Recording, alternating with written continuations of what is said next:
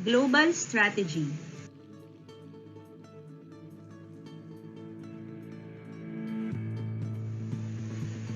Global strategy is one that a company takes when it wants to compete and expand in the global market. It is a strategy businesses pursue when they wish to expand internationally. It also refers to the plans an organization has developed to target growth beyond its borders. Specifically, it aims to increase the sales of goods or services abroad. These are the three strategy types: international, multinational, and global. International strategy is one that imports and exports. It sells to customers abroad and has foreign suppliers. However, this type of company does not have any investments, branches, offices, factories outside its home country. Multinational. It has investments in other countries. It has business, staff, and premises in more than one country. However, it does not have coordinated product offerings. A multinational company focuses more on adapting its products and services to individual local market. Best example would be Procter & Gamble, makers of Tide, Downy, Pampers, Safeguard, Pantene, and Joy. Global strategy. It has investments and is present in several countries. It markets its goods or services using an identical coordinated image or brand in every market. In most cases, there is one corporate office that is responsible for worldwide strategy. There is also a strong emphasis on cost management, efficiency, and volume. An example would be Jollibee, who is now present in California, Toronto, and London, with its signature products, the Chicken Joy, Jolly Spaghetti, Yum Burger, and Palabok. Here are some concepts of global strategy. These are the needs that drive companies to become more global. First and foremost is growth. Industry growth is largely determined by population growth and product replacement. A child grows, plants and trees grows, so as businesses and companies. Second is efficiency. With a larger scale, a company needs to convert into economies of scale by spreading fixed costs, reducing capital and operating costs, pooling purchasing power, and creating critical mass in a significant portion of the value chain. Then we have knowledge. Foreign operations can be reservoirs of knowledge. Some locally created knowledge is relevant across multiple countries. It can yield significant strategic benefits to a global enterprise, such as faster product and process innovation, lower cost of innovation, and reduced risk of competitive preemption. An example would be Procter & Gamble's Liquid Tide. It was developed as a joint effort by a US employee who had the technology to suspend dirt in water. Then, a Japanese subsidiary who had the cleaning agents. And the Brussels operations who had the agents that fight mineral salts found in hard water. We also have customer needs and preferences. Individuals are no different. Global travelers insist on consistent worldwide service from airlines, hotel chains, credit card companies, television news, and others. Lastly is competition. Globalization of one or more major competitors compels companies to consider globalizing their business model. Some basic questions need to be answered before going global. First, which overseas market to enter? This means where would you like to bring or sell your product or service? Second is the timing of entry. Is it a good time for my business to make or expand my investment? Can the business source fund and other resources at this time to support the expansion to the global market? Is it a good time for the overseas market of my interest for a new product, brand, service? example would be there should be no ongoing war or recession. And the third one is the scale of entry. How big or what part of the business are we prepared to offer in consideration of funds, resources, and overseas laws? The choice of entry mode. First is exporting, the marketing and direct sale of domestically produced goods in another country. It does not require that the goods be produced in the target country. No investment in foreign production facilities is required. It would be fast entry and considered low risk. However, there would be low control, low local knowledge, and transportation challenges. Licensing and franchising. Licensing essentially permits a company in the target country to use the property of the licensor, while franchising is when a company or the franchisor grants a foreign company, the franchisee, the right to use its brand name and to sell its products or services. The franchisee is responsible for all operations but agrees to operate according to a business model established by the franchisor. This mode would be fast entry, low cost, and low risk. However, there is less control, licensee may become a competitor, legal and regulatory environment must be sound. Joint ventures is a strategic alliance which involves a contractual agreement between two or more enterprises stipulating that the involved parties will cooperate in a certain way for a certain time to achieve a common purpose in business. Costs will be shared, there is reduced risk, and it will be seen as a local entity. However, higher cost than exporting and integration problems between two corporate cultures may be experienced. Acquisition. A firm gains control of another firm by purchasing its stock, exchanging the stock for its own, or in the case of a private firm, paying the owners a purchase price.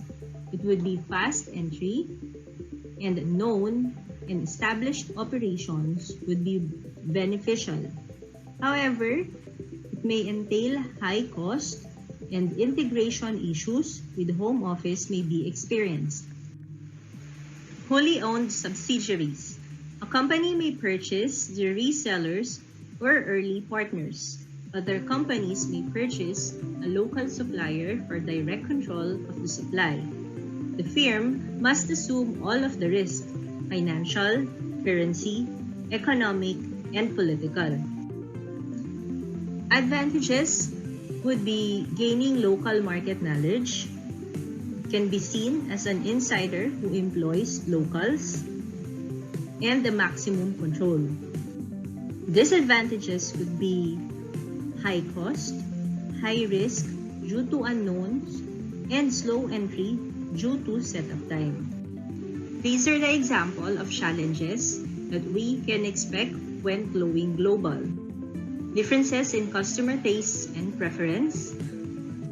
International companies must modify their product and marketing strategies to appeal to customers. Second is differences in infrastructure and traditional practices. To meet this need, companies may delegate manufacturing and production to foreign subsidiaries. Differences in distribution channels. May have to delegate marketing functions to national subsidiaries. Lastly is the host government demands. This comes in threats of protectionism, economic nationalism, and content rules can dictate those international businesses manufacture locally. The Porter-Diamond Theory of National Advantage is a diamond-shaped framework that focuses on explaining why certain industries within a particular nation are competitive internationally whereas others might not. The 4 points represent 4 interrelated determinants that Porter theorizes as the deciding factors of national comparative economic advantage. These 4 factors are firm strategy, structure and rivalry, related supporting industries, demand conditions, and factor conditions. Firm strategy, structure, and rivalry refers to the basic fact that competition leads to businesses finding ways to increase production and to the development of technological innovations. This point is related to the forces of competitors and barriers to new market entrants in the 5 forces model. Related supporting industries refer to upstream and downstream industries that facilitate innovation through exchanging ideas. Diamond model correspond to the suppliers and customers who can represent either threats or opportunities in the model. The demand conditions refer to the size and nature of the customer base for products, which also drives innovation and product improvement. More dynamic consumer markets will demand and stimulate a need to differentiate and innovate, as well as simply greater market scale for businesses. The final determinant, and the most important one, according to Porter's theory, is that of factor conditions. Factor conditions are those elements that Porter believes a country's economy can create for itself, such as a large pool of skilled labor, technological innovation, infrastructure, and capital. Global strategic alliances is usually established when a company wishes to edge into a related business or new geographic market, particularly one where the government prohibits import in order to protect domestic industry. Alliances are typically formed between 2 or more corporations, each based in their home country for a specified period of time. Their purpose is to share in the ownership of a newly formed venture and maximize competitive advantages in their combined territories. Advantages of these alliances would be get instant market access or least speed your entry into a new market, increase sales, gain new skills and technology, develop new products at a profit, share fixed costs and resources, enlarge your distribution channels, broaden your business and political contact base, gain greater knowledge of international customs and culture, and enhance your image in the world marketplace. On the other hand, some disadvantages would be weaker management involvement or less equity stake, fear of market insulation due to the local partner's presence, less efficient communication, poor resource allocation, difficult to keep objectives on target over time, and loss of control over important issues such as product quality, operating costs, employees, and etc. Although strategic alliances create value, there are many challenges to consider. One is where partners may misrepresent what they bring to the table. Partners may fail to commit resources and capabilities to the other partners. One partner may commit heavily to the alliance while the other partner does not. And partners may fail to use their complementary resources effectively. Alliance structure or type. Joint venture is established when the parent companies establish a new child company. An example would be Globe Telecoms. Asiacom Philippines Incorporated owns 50% of Globe Telecom. Asiacom is a joint venture of Ayala and Singapore Telecommunications or Singtel. Equity strategic is created when one company purchases a certain equity percentage of the other company. An example would be the Alaska Milk Corporation, Filipino-owned milk products manufacturer in the Philippines. In 2012, it was acquired by Friesland Campina, a Dutch dairy cooperative. Non-equity strategic. A non-equity strategic alliance is created when two or more companies sign a contractual relationship to pool their resources and capabilities together. An example would be Dole and Del Monte. Contract farming agreement between a transnational buyer and host country farmers. To conclude, in today's economy, almost all companies must consider the opportunities presented by globalization. But global operations also present significant risks. Companies must research and plan thoroughly before engaging in international operations, and they must choose a strategy that matches their capabilities and objectives. The economies of standardization and the responsiveness of customization are competing pressures companies must resolve. The appropriate strategic choice is essential for a company to make the right choices. Thank you.